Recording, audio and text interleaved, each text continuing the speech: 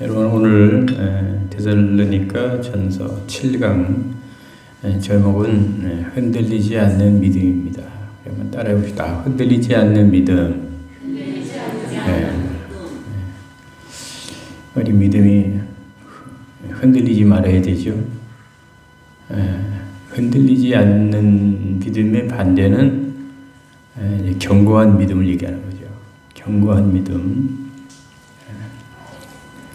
지난주 바울은 데살로니가 성도들을 향해서 뭐라고 말을 했죠? 우리의 소망이나 기쁨이나 자랑에 인해 면류관이 무엇이냐? 그가 강림하실 때 우리 주 예수 앞에 너희가 아니냐? 너희는 우리 영광이요 기쁨이니라. 이게 바울이 데살로니가 교인들에게 그렇게 말을 했습니다. 지난주에 본 말씀이죠.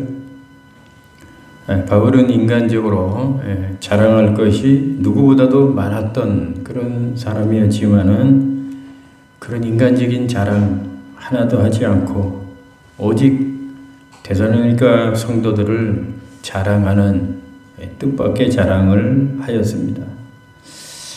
그만큼 바울은 누구보다도 환난 속에서 믿음을 지키는 그 성도들 너무너무 사랑했기 때문입니다. 환난을 받고 그 박해를 받는 그런 가운데서도 예수 믿은 지 3주밖에 안 되는 그 데살로니가 성도들이 믿음을 잘 지키고 있으니까 바울이 볼 때 얼마나 이쁩니까? 얼마나 이쁘겠어요? 그러니까 이 바울이 데살로니가 교인들을 그렇게 자랑하면서 나의 영광, 나의 면류관, 바로 데살로니가 교인들이라고 이렇게 자랑을 하고 칭찬을 했던 겁니다. 자, 오늘 말씀은요, 오늘 본문 말씀은 데살로니가서 3장 1절에서 5절이죠. 이 말씀은 이제 바울의 동역자 디모데를 데살로니가에 파송하는 이유와 목적을 설명하고 있는 말씀입니다. 바울은 데살로니가에서 3주 동안 복음을 전하다 유대인들 핍박으로 인해서 베레아로 도망치고 거기까지 또 쫓아오니까 아덴까지 이제 쫓겨나왔습니다. 아덴은 바로 아테네를 얘기하는 거죠. 아테네. 바울이 데살로니가에서 고린도로 가는 길에 잠시 동안 머물렀던 곳이 바로 아덴입니다. 바울이 아덴까지 온 후에 이제 실라와 디모데도 이제 뒤늦게 데살로니가를 빠져나와 바울의 뒤를 쫓아 이 아덴에서 이제 합류하게 되었습니다. 그러나 이제 바울은 아덴에서 데살로니가 성도들 때문에 아주 극심한 염려와 이제 근심을 하게 됩니다. 데살로니가 성도들이 복음을 받고 믿음을 가진 지 얼마 안 되는 그 성도들이 그 환난 가운데서 과연 믿음을 지킬 수 있는지, 바울이 3주 동안 뿌렸던 그 복음의 수고가 헛되게 돌아가는 건 아닌지, 그들이 환난 중에 믿음이 흔들려 가지고 다시 세상으로 또 돌아가는 건 아닌지, 이런 근심과 염려, 걱정으로 바울의 마음이 가득했습니다. 바울의 근심은 한마디로 먹고 사는 문제 때문에 근심하는 게 아니라 그들의 그 믿음 때문에, 그들의 그 영혼 구원 때문에 이렇게 근심하는 것이었죠. 그래서 바울은 1절에 보니까 참다 못하여, 한번 따라해 봅시다. 참다 못하여. 참다 못해가지고 바울이 누구를 데살로니가에 보냅니까? 바로 디모데, 동역자 디모데를 이제 데살로니가에 이제 파송을 하게 됩니다. 여러분이 참다 못하여라는 말은 무슨 말입니까? 견디지 못하여라는 거죠. 견디지 못하여. 그러니까 데살로니가 성도들이 성도들의 믿음이 환난 중에서 흔들리지 않고 잘 지키고 있는지 그 염려와 걱정을 참다 바울이 참다 견디지 못해서 디모데를 데살로니가에 파송하게 됐다는 겁니다. 자, 그러면 바울이 직접 가지 않고 왜 디모데를 보냈을까요? 바울은 알다시피 요지 인물이라 데살로니가에 가면 즉시 체포가 돼서 죽임을 당할 수 있기 때문에 그런 위험이 덜한 이 디모데를 바울 대신에 이렇게 보내게 된 거죠. 그럼 디모데를 보낸 이유가 뭡니까? 5절에 보니까 이러므로 나도 참다 못하여 너희 믿음을 알기 위하여 그를 보내었노니 라고 했습니다.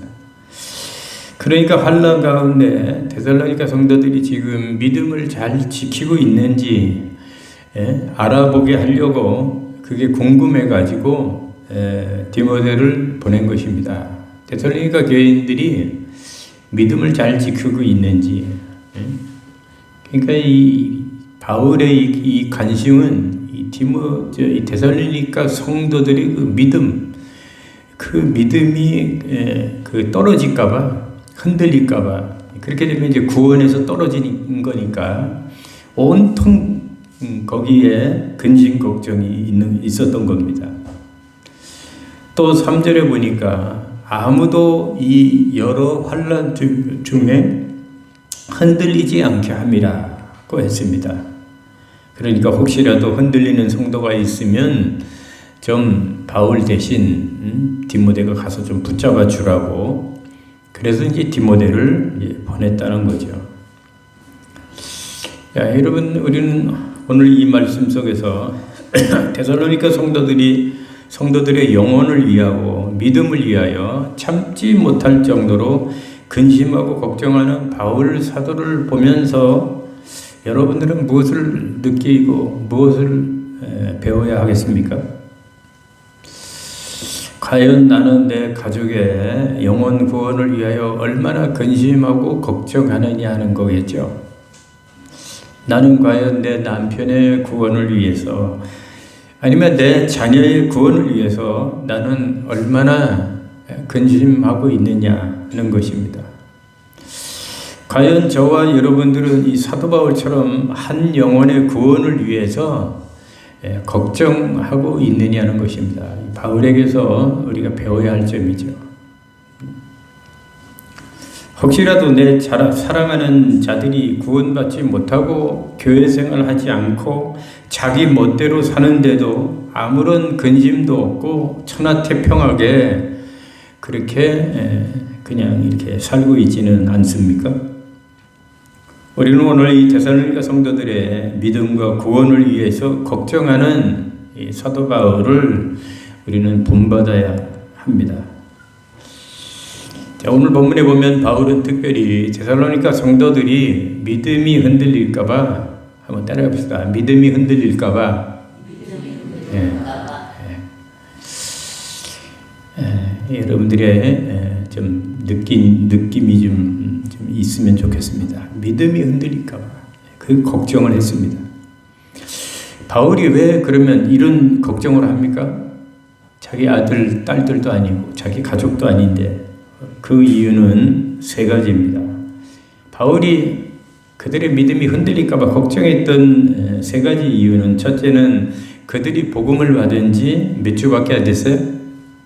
3주밖에 안 되는 그런 어린 신자들이었기 때문에, 신앙이 깊은 사람들 같으면 바울에게도 이런 걱정을 좀 덜 했겠죠. 그런데 3주밖에 안 된, 얼마나 이 신앙이 어려요. 평생 신앙생활 했어도 주일도 못 지키는 성도들도 많고, 조그만 시험거리가 있으면 교회 안 나가는 그런 사람들도 많은데, 이 데살로니가 성도들은 복음을 받은 지 이제 3주밖에, 예수를 믿은 지 3주밖에 안 되는 이 어린 성도들. 그런데다가 박해가 있잖아요, 박해가. 그런 가운데서 있으니 바울이 이런 걱정을 안 할 수가 없는 거죠. 두 번째 이유는, 바울이 이렇게 걱정하는 두 번째 이유는 5절에 보니까 시험하는 자가 있었기 때문이라는 거야. 따라합시다. 시험하는 자. 시험하는 자가 누굽니까? 사탄막이나 그와 동일시되는 존재들이죠. 사탄의 사주를 받아서 복음을 해방하고 데살로니가 성도들을 핍박하는 그 유대인들을 말합니다. 이런 시험하는 자들 속에 그 어린 데살로니가 성도들이 있었기 때문에 이거 흔들리지 않겠느냐. 바울의 걱정이 보통 이게 심각한 게 아닙니다. 여러분, 저와 여러분들에게도 시험하는 이 사단이 있습니다. 사단에게 우리는 속지 말아야 되죠. 얼마나 사탄이 많이 미혹을 하고 얼마나 사탄이 우리를 흔들어 놓습니까? 교회 안에서도. 그러니까 신앙생활 잘하다가도 그냥 막 흔들리고 막 마음이 흔들리고 갈등하고 하는 것은요, 그 시험하는 자가 있기 때문에 그래요. 시험하는 자가 바로 마귀잖아요. 마귀 사탄. 그걸 잘 분별하고 이 사탄아 물러가라. 여러분 물리치시기를 바랍니다. 물리치고 흔들리지 말아야 돼요. 어떤 시험이 있어도 어떤 일이 있어도 항상 우리를 쓰러뜨리고 넘어뜨리려고 하는 그런 시험하는 자가 항상 저와 여러분들 옆에 있다는 거예요. 믿음이 있는 사람에게 달려들고 기도하는데도 사탄이 와가지고 너 지금 뭐하고 있냐 이게 막 미혹하고 기도 못하게 하고 막 얼마나 많은 시험을 합니까? 그러니까 시험하는 자가 있었기 때문에 데살로니가 교인들 그 어린 신자들에게 시험하는 그러한 사탄과 그 유대인들 사주를 받은 유대인들이 있었기 때문에 이 흔들릴까봐 바울은 근심하지 않을 수가 없었던 거예요. 세 번째 이유는요, 환난과 박해 때문이죠. 시험만 하는 것이 아니라 환난 박해가 핍박이 있었던 거죠. 환난 박해가 있는 가운데서 제 아무리 데살로니가 성도들이 믿음이 좋다 하더라도 끝까지 믿음을 지킬 수 있겠느냐, 흔들리지 않고. 이것이 바울의 생각이고 바울의 걱정이었던 거예요. 그냥 미혹하고 그냥 시험하는 것만 해도 이게 힘든 건데, 어린 신자들이 거기다가 막 박해를 받고 핍박을 받으니까 오늘날 이런 시험과 환난뿐만이 아니라 이런 회방과 박해를 받는다고 하면은 흔들리지 않고 믿음 생활 잘할 사람이 과연 몇 명이나 되겠어요? 여러분들은 그런 일을 당한다고 하면은 나는 흔들리지 않고 믿음을 잘 지킬 수 있는지 여러분 자신들을 한번 생각해 보시기 바랍니다. 이렇게 세 가지 이유로 바울은 데살로니가 교인들 흔들릴까봐 심히도 걱정을 하고 있었지만, 그래서 디모데를 파송을 했지요. 하지만 나중에 디모데가 돌아와서 보고하기를 뭐라고 보고합니까? 데살로니가 성도들이 바울의 걱정과는 다르게 그 환난 속에서 믿음을 잘 지키고 신앙생활 흔들리지 않고 믿음생활 잘하고 있다고 하니까 바울이 얼마나 기뻐합니까? 바울이 얼마나 좋아합니까? 자, 그래서 오늘 제목이 다시 한번 따라해봅시다. 흔들리지 않는 믿음. 자, 그러면 여러분 흔들리지 않는 믿음은 어떤 믿음일까요? 이제 우리는 흔들리지 않는 믿음에 대해서 본문을 중심으로 세 가지만 생각을 하겠습니다. 첫째, 흔들리지 않는 믿음은 공동체, 교회라고 하는 공동체의 도움 안에서 자라나는 믿음입니다. 우리 1절, 2절 우리 본문을 한번 읽어봅시다. 1절, 2절 봅니다. 시작. 그러므로 우리가 참다 못하여 우리만 아드니 머밀기를 좋게 생각하고 우리 형제 곧 그리스도의 복음을 전하는 하나님의 일꾼인 디모데를 너희에게 보내었노니 이는 너희를 굳건하게 하고 너희 믿음에 대하여 위로함으로. 아멘. 여러분, 사도 바울은 환난 중에 있는 데살로니가 성도들의 믿음이 흔들릴까봐 염려를 했지요. 그리고 염려만 하는 것이 아니라 혼자 견디라고 그냥 내버려 두지 않고 누구를 보냈어요? 디모데를 보냈습니다. 그리고 디모데를 통해서 위로하고 굳건하게 하라고 그렇게 디모데를 보내지요. 여기서 우리는 중요한 사실 하나를 배울 수가 있습니다. 그게 뭡니까? 흔들리지 않는 믿음은 결코 혼자 생기는 것이 아니라는 거예요.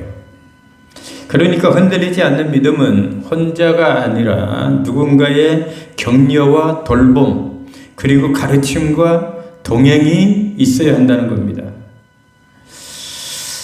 그런데 여러분, 우리는 자주 이렇게 생각할 때가 있죠.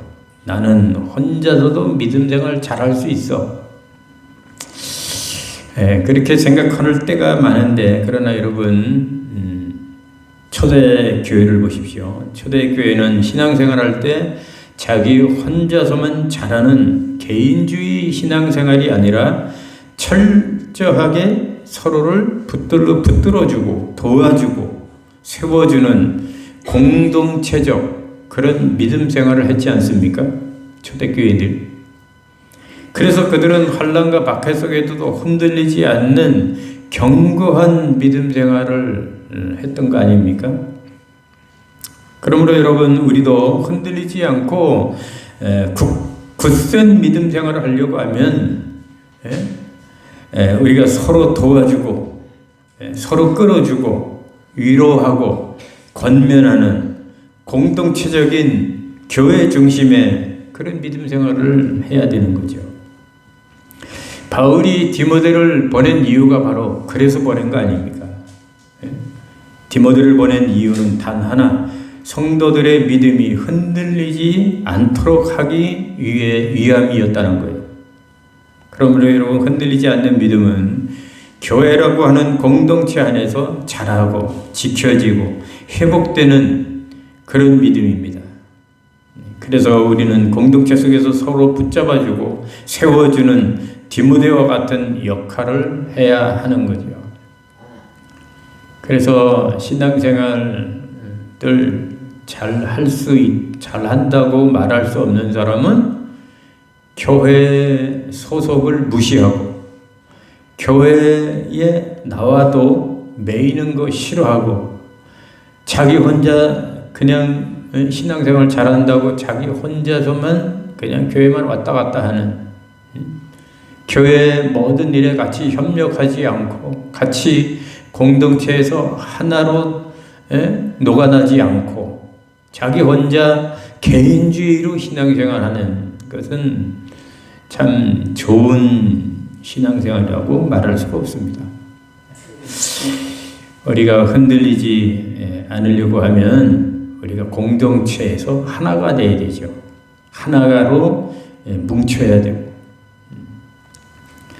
그래서 서로 붙잡아주고 서로 도움을 주고, 이 디모데와 같은 그러한 사람들이 많아야 되고, 그런 역할을 우리가 해야만이 서로 우리가 붙잡아주는 것이 있어야 서로 흔들리지 않는 그런 믿음 생활을 할 수 있다는 겁니다.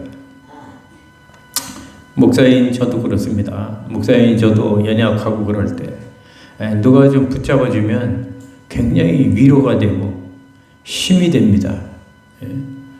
그런데 내가 힘들고 어려운데 누가 한 사람 나에게 관심도 없고 그냥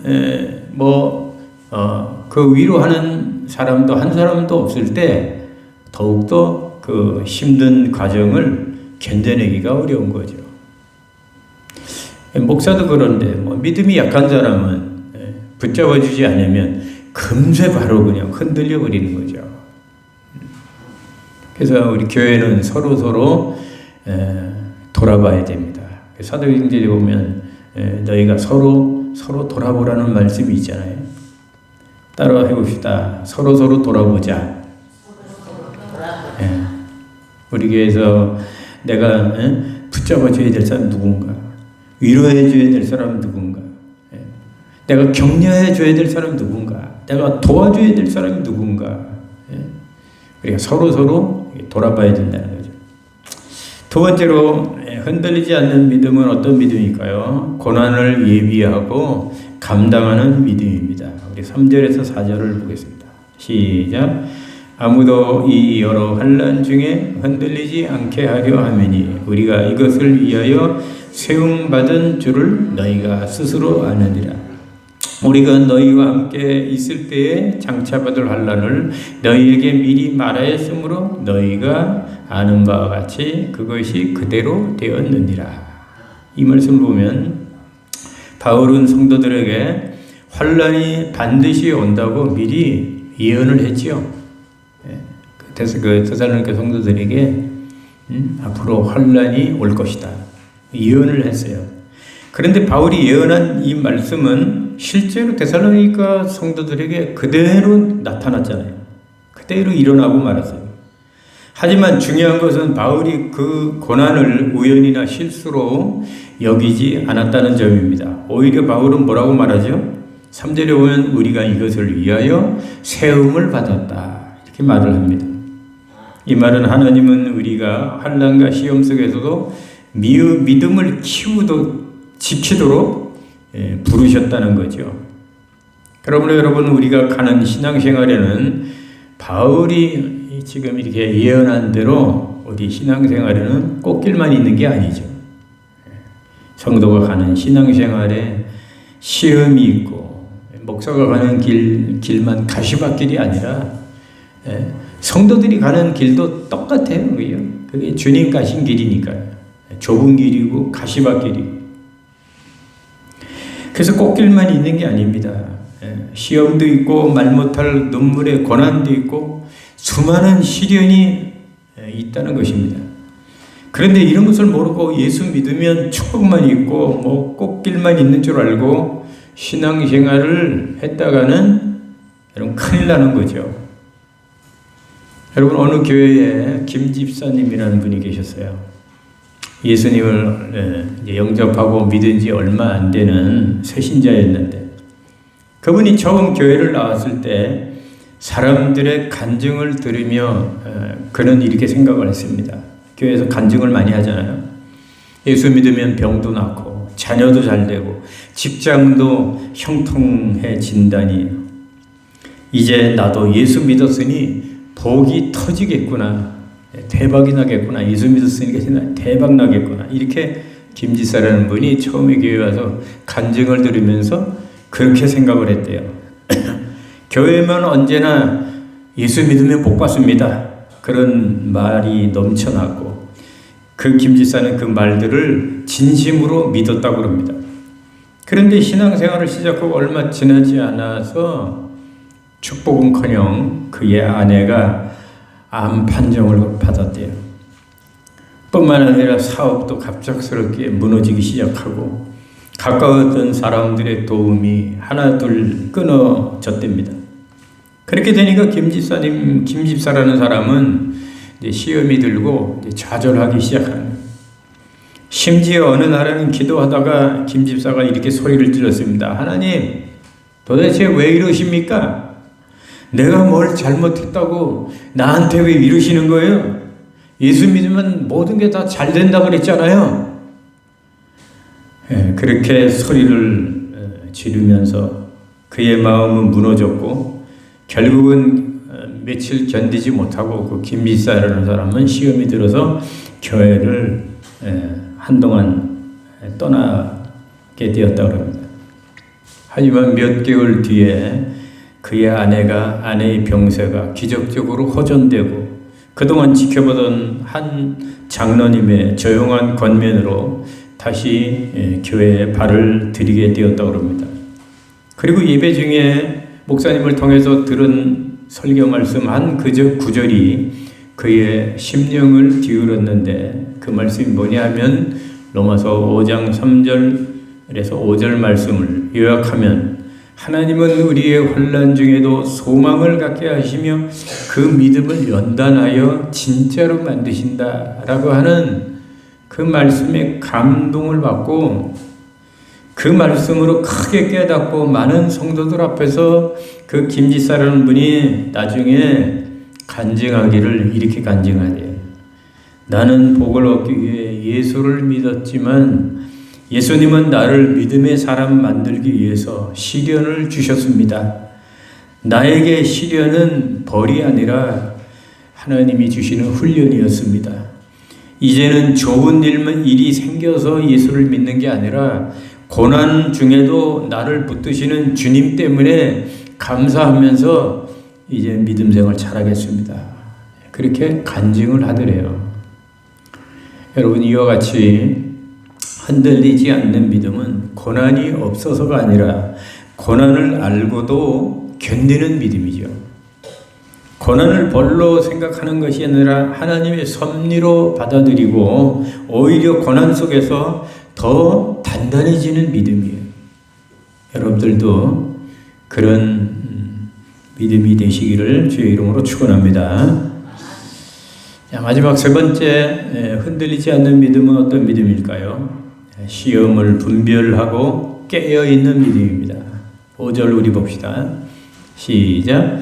이러므로 나도 참다 못하여 너희 믿음을 알기 위하여 그를 보내었느니 이는 혹 시험하는 자가 너희를 시험하여 우리 수고를 헛되게 할까 함이니라. 아멘.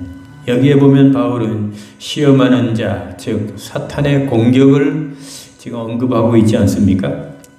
이것은 단순한 고난만이 아니라 그 고난을 틈타서 믿음을 넘어뜨리려고 하는 영적 시험이 데살로니가 성도들에게 있다는 거죠.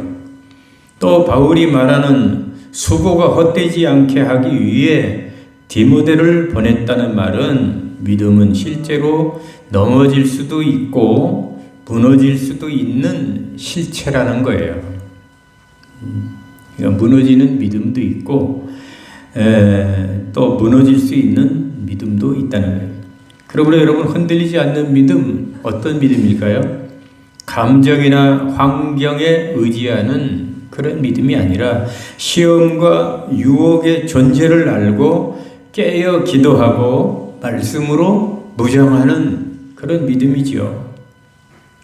여러분, 우리가 잘 알듯이 수제자 베드로는 주님이 악도들에게 잡혀가는 그 중요한 밤, 겟세마네 동산에서 주님에게 시험에 들지 않게 깨어 기도하라라고 하는 그러한 명령을 받았어요. 그렇다고 하면 베드로는 수제자였기 때문에 주님 명령에 주님과 함께 깨어 기도하는 그런 제자가 되어야 했지요. 그러나 베드로는 어떻게 했습니까? 예수님은 십자가를 앞에 놓고 땀방울이 핏방울이 될 정도로 간절히 기도하는데 수제자 베드로는 그런 명령을 받았는데도 불구하고 수제자인데도 불구하고 베드로는 콜콜 잠만 잤잖아요. 깨어있지 못하고 결국 기도로 깨어있지 못한 베드로는 어떻게 됐습니까? 천한 여종 앞에서 3번이나 철저하게 나는 예수를 모른다. 그 전날에는 자기는 무슨 일이 있어도 하나님을, 예수님을 배신하지 않겠다고. 그래서 큰소리 빵빵 치던 베드로가 하루 만에 그 여종 앞에서 나는 예수를 모른다고 철저하게 부인을 했지 않습니까? 그러므로 여러분, 흔들리지 않는 믿음은 항상 영적으로 말씀과 기도로 깨어있는 믿음이지요. 제 아무리 믿음이 좋다고 하더라도 깨어있지 못하면 잠들어 있는 신앙이죠. 잠든 신앙은 흔들릴 수밖에 없는 거예요. 베드로처럼. 여러분, 흔들리는 시험에 들지 않게 늘 말씀과 기도와 성령으로 깨어있는 저와 여러분 될 수 있기를 주님의 이름으로 축원합니다. 이제 말씀을 마칠게요. 여러분, 우리는 지금 흔들리는 세상 속에 지금 살아가고 있습니다. 세상은 우리 눈에 화려하게 보입니다마는 세상 경제는 흔들리고 관계도 흔들리고 가치관도 흔들리죠. 그리고 신앙도 함께 흔들리고 고난과 시련 앞에서 평소에는 단단해 보였던 믿음들도 쉽게 무너지는 모습을 보는 지금 흔들리는 세상입니다. 이런 세상 속에서 바울은 데살로니가 성도들의 믿음이 흔들릴까봐 염려와 걱정을 했습니다. 얼마나 염려가 되었는지 바울은 참다 못해 디모데를 그들에게 보냈다는 겁니다. 하지만 데살로니가 성도들의 믿음은 바울의 걱정과는 달리 환난 속에서도 흔들리지 않고 믿음을 잘 지켰다고 했습니다. 그렇다면 오늘 이 말씀을 받는 저와 여러분들의 믿음은 어떤 믿음입니까? 어떤 시련이 와도 흔들리지 않는 단단한 믿음입니까? 아니면 작은 시험에도 자주 흔들리는 그런 흔들리는 갈대와 같은 그런 믿음입니까? 여러분, 오늘 우리는 흔들리지 않는 믿음, 그런 믿음은 어떤 믿음인가? 라는 이러한 질문 앞에 우리가 서 있습니다. 첫째로, 여러분의 믿음은 공동체 안에서 잘 세워지는 그런 믿음입니까? 여러분에게 믿음을 지지해 줄 디모데와 같은 신앙생활에 도움을 주는 사람들이 있습니까? 아니면 여러분들은 누군가에게 디모데와 같이 다른 사람에게 도움을 주는 그런 디모데와 같은 역할을 하고 있는 사람입니까? 둘째로, 여러분들의 믿음은 어떤 고난이 오더라도 그 고난을 준비하고 견디는 믿음입니까? 아무리 신앙생활 잘하다 고난을 견디지 못하고 흔들리고 쓰러지는 믿음이라면 그 믿음은 헛된 믿음이죠. 실패하는 믿음입니다. 아니면 작은 어려움이 와도 갈등하고 힘들어하고 흔들리는 믿음입니까? 고난은 하나님이 여러분을 사랑하사 연단하시는 도구요, 하나님의 섭리인 것을 인정하십니까? 셋째로, 여러분들의 믿음은 시험을 분별하고 항상 깨어있는 믿음입니까? 내 심령이 항상 말씀과 기도와 성령으로 무장되어 있습니까? 내가 아무리 목사라고 할지라도, 내가 아무리 장로, 권사, 집사라 할지라도 말씀과 성령으로 깨어있지 아니하면, 하나님 멀리하고 하나님 말씀을 멀리하고 교회를 멀리하고 주님을 멀리하고 살면은 그 사람 신앙은 흔들릴 수밖에 없고 그 사람의 신앙은 잠자는 신앙이 될 수밖에 없는 겁니다. 사랑하는 여러분, 흔들리지 않는 믿음은 저절로 생기는 게 아닙니다. 노력하고 애를 써야 하죠. 노력하고 애를 쓰는 자들에게 주님은 흔들리지 않고 견고한 믿음을 주시는 겁니다. 모쪼록 오늘 말씀을 마음에 새기고 어떤 일이 있어도 흔들리지 않는 이 데살로니가 성도들과 같은 견고한 믿음, 흔들리지 않고 견고한 믿음 되시기를 주님의 이름으로 축원합니다. 축원합니다. 말씀 생각하면서 찬송합니다.